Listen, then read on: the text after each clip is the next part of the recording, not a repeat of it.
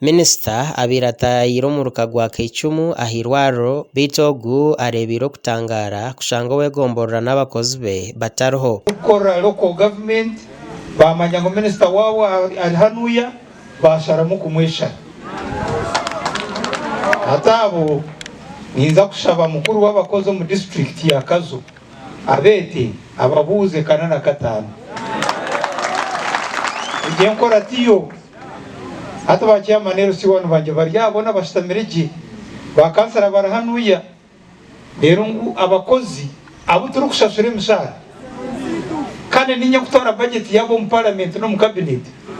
ngo bashara mu majizo bwaryango no bashanga bina kubaye cengera.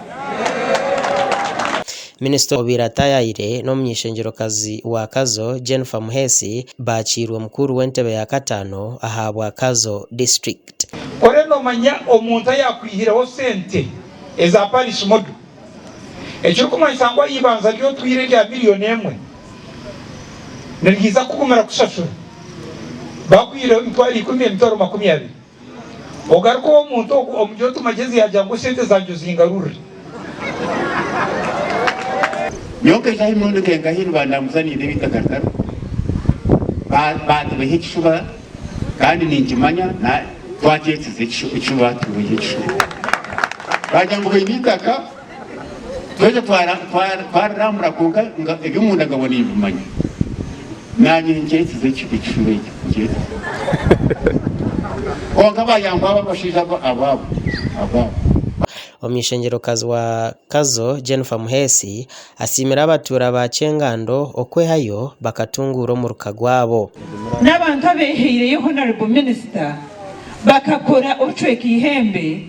bakombeka bizimbe bakashomesa abana byona bikaterera bakazamusitari miliyoni 5 kurgo wa Minister Raphael nezindi 5 kurgo mnyishengero kazi Jennifer Muhesi nezindi 2 kurgo wa chairman w'entebe ya katano Katugunda zirundinwe okugurita kariyirwaro ryo kwombekaho health center. Omugandi Minister wa government zebyanga Raphael Magezi arabwira abatura ba Bushenyi abarire sente za parish development model bakazikoresa ebitakwatirine ngo bariye n'ururya.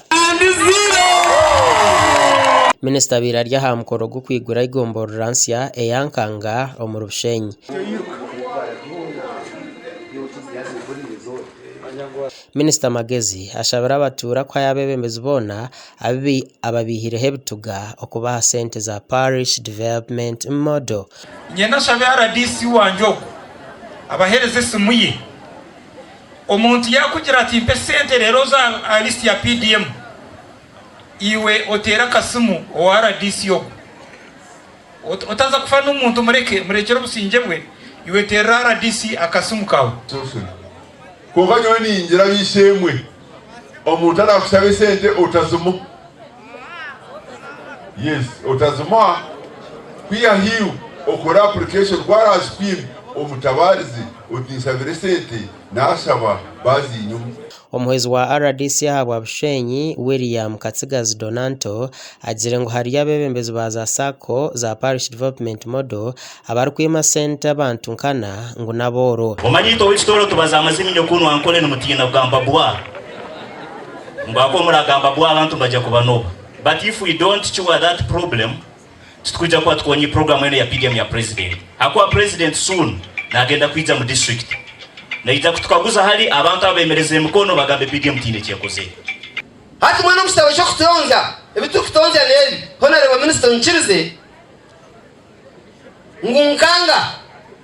twini irwaro gashakwa nahabwe Richard na Abraham Muganza.